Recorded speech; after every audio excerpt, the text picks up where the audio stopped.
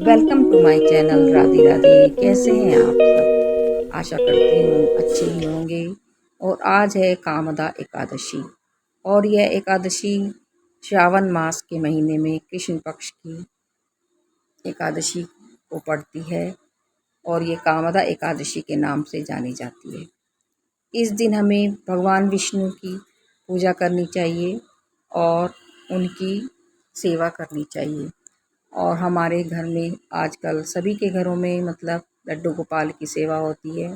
लड्डू गोपाल भगवान विष्णु का रूप है और हम उनकी सेवा करते हैं, तो हमें उनका चंदन से मालिश करनी चाहिए और पंचामृत से स्नान कराकर उन्हें सुंदर वस्त्र पहनाने चाहिए। इससे भगवान विष्णु अवश्य ही प्रसन्न होते हैं। तो जो भी विष्णु भगवान को मानते हैं उन्हें विष्णु भगवान से संबंधित सभी व्रत करने चाहिए। उनमें एक व्रत है एकादशी, और एकादशी का व्रत करने से विष्णु भगवान की विशेष कृपा दृष्टि प्राप्त होती है। साल में 24 एकादशी पड़ती हैं, तो हमें अपनी सामर्थ्य अनुसार इन एकादशी का व्रत करना चाहिए। पूरे साल की एकादशी भी ना कर सकें तो हमें निर्जला एकादशी है, देवशयनी एकादशी है, ये मुख्य जो एकादशी हैं इनका व्रत अवश्य ही करें।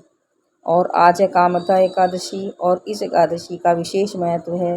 इस दिन भोलेनाथ और विष्णु भगवान की पूजा एक साथ होती है और इनकी विशेष कृपा दृष्टि हमें प्राप्त होती है। तो हमें इन दोनों का दूध से, गंगा जल से और शुद्ध जल से स्नान कराकर उन्हें सुंदर वस्त्र पहनाएं और उनका अपनी सामर्थ्य के अनुसार श्रृंगार करें और उसके बाद भोग अर्पण करें।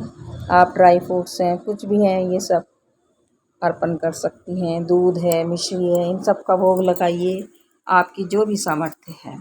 उसके बाद आप उन्हें चंदन का तिलक लगाएं, फूल चढ़ाएं और तुलसी अर्पण करें। तुलसी का इस व्रत में विशेष महत्व है, लेकिन एकादशी को तुलसी नहीं तोड़नी चाहिए और न ही पूजा में इनका प्रयोग अवश्य करें, क्योंकि तुलसा एकादशी के नहीं तोड़ते, तो इसलिए एक दिन पहले ही हमें इनको तोड़ के रख लेना चाहिए। तो कल थी शनिवार और शनिवार को भी तुलसा के हाथ नहीं लगाते, तो इसलिए मैं नहीं तोड़ पाई। तो मैंने थोड़ी सी तुलसी 1-2 दिन पहले की रखी हुई थी, वही इस्तेमाल की है। लेकिन इस व्रत में तुलसा जी का बहुत विशेष महत्व है। आप तुलसा का प्रयोग अवश्य ही करें और तुलसी की पूजा करें। तुलसी की पूजा से भगवान विष्णु बहुत ज़्यादा प्रसन्न होते हैं और मनोवांछित वस्तु देते हैं। बाल गोपाल की सेवा हमें मनोवांछित वस्तु देती है। तो जिनके घर में भी लड्डू गोपाल है वे इस व्रत को अवश्य ही करें और मैं इस व्रत को अवश्य करती हूँ और अब मैंने इन्हें अपने मंदिर में स्थापित कर दिया है। ये सब मैंने आपको दिखाया था कि कैसे हमें पूजा करनी चाहिए और साथ में हमें भोले शंकर की भी पूजा करनी चाहिए। भोले शंकर पे बेलपत्र वगैरह चढ़ाने चाहिए। बेलपत्र चढ़ाने से भोले शंकर बहुत प्रसन्न होते हैं। एकादशी के दिन एकादशी महात्म्य ये एक किताब है, इसमें साल की जितनी भी एकादशी हैं, 12 एकादशी, तो उनकी कथा दी हुई है।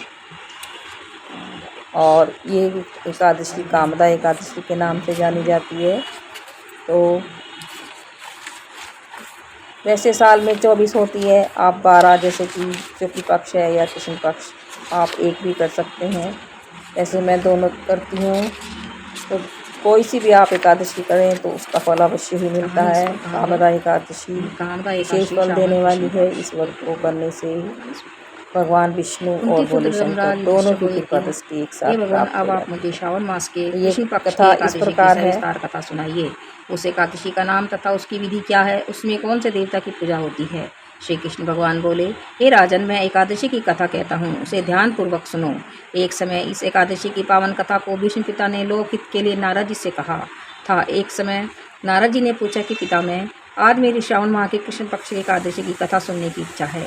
अब आप एकादशी की व्रत कथा विधि सुनाइए। विष्णु पिता में नारद जी के वचनों को सुनकर बोले, हे नारद जी, आपने मुझसे यह अत्यंत सुंदर प्रश्न किया है। अब आप ध्यान लगाकर सुनिए। श्रावण माह के कृष्ण पक्ष एकादशी का नाम कामदा एकादशी है। इस एकादशी की कथा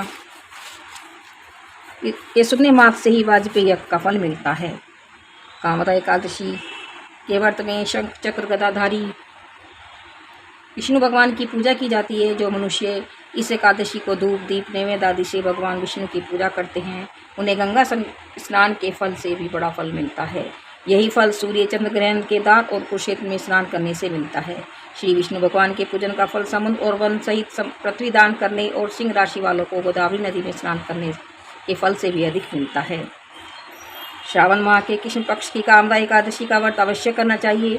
आभूषण से युक्त बछड़ा सहित गो दान करने से जो फल मिलता है, यह फल कामदा एकादशी के करने से मिल जाता है। जो उत्तम द्विज श्रावण माह के कृष्ण पक्ष की कामदा एकादशी का व्रत करते हैं तथा श्री विष्णु भगवान की पूजा करते हैं, उससे समस्त वेद नाग किन्नर पितृ आदि की पूजा हो जाती है।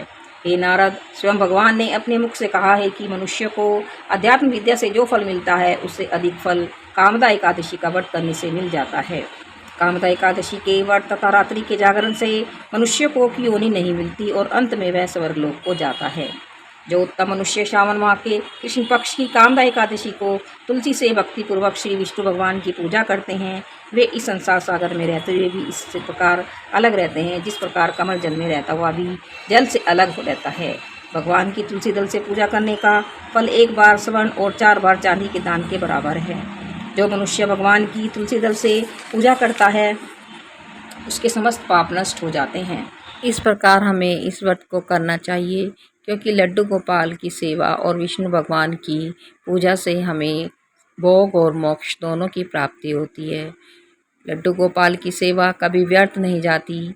संतान प्राप्ति की इच्छा रखने वाले को संतान की प्राप्ति होती है और पुत्र चाहने वाले की, यानी जिस महिला को पुत्र की प्राप्ति की इच्छा हो, उन्हें यह लड्डू गोपाल की सेवा और एकादशी के व्रत अवश्य ही करें, क्योंकि ये हमें बहुत ही मोक्ष और भोग दोनों को प्रदान करते हैं और हमारी सभी मनोकामनाओं को पूर्ण करते हैं।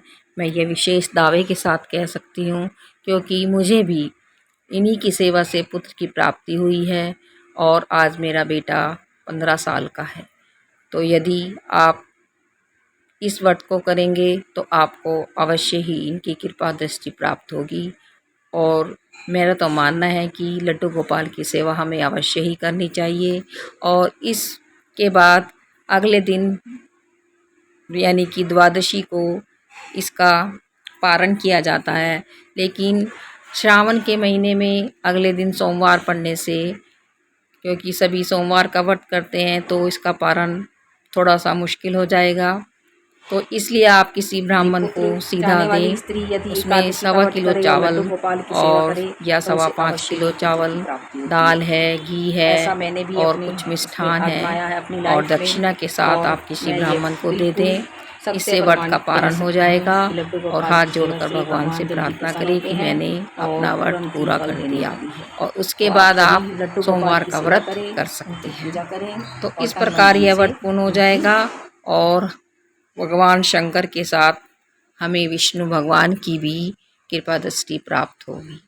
तो इस प्रकार श्रावण मास के महीने में यह व्रत करना चाहिए और एकादशी का यही महत्व है और इसका विशेष लड्डू गोपाल को झूला अवश्य झुलाना चाहिए और आज से ही इन्हें झूला झुलाने की, यानी इस व्रत को करने से विष्णु भगवान अत्यधिक प्रसन्न होते हैं और हमें लड्डू गोपाल के रूप में उनकी कृपा दृष्टि प्राप्त होती है। तो मेरे अनुसार आप इस पर। और आज मैंने बनाया है लौकी का हलवा। तो इसके लिए मैंने 1 किलो से थोड़ी कम है लौकी ली है और उसको छीलकर कद्दूकस कर लिया है। ध्यान रहे लौकी थोड़ी सी मतलब कि कच्चियाँ होनी चाहिए, ज़्यादा पकी भी नहीं होनी चाहिए।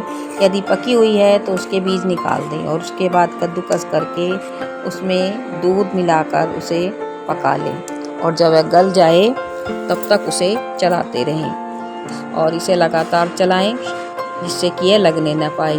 तो इस तरह आप इसको दूध में उबाल लीजिए और इसको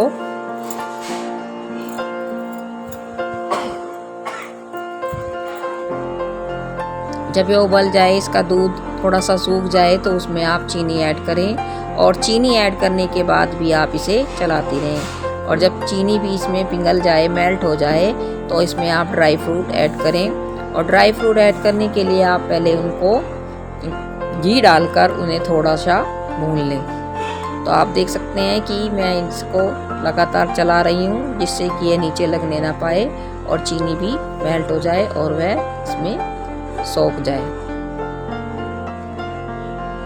अब ये एक साइड मेल्ट हो रही है और मैंने ड्राई फ्रूट लिए हैं, उन्हें कट कर लिए हैं और इसके बाद मैं इनको घी में तल दूँगी और इसमें ऐड कर दूँगी, जिससे कि इसका टेस्ट और भी ज़्यादा बढ़ जाता है। और इस तरह आप इस हलवे को बनाइए, ये खाने में बहुत ही टेस्टी होता है। और फलाहार में आप इस व्रत को बना सकती हैं, क्योंकि एकादशी के व्रत में फलाहार किया जाता है। तो आप लौकी का हलवा है, बर्फ़ी है, आप कुछ भी बनाकर भगवान को भोग लगा सकते हैं।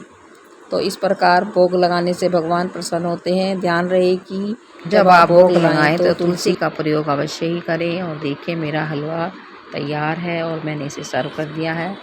तो इस प्रकार आप इस हलवे को बनाइए और भगवान को भोग लगा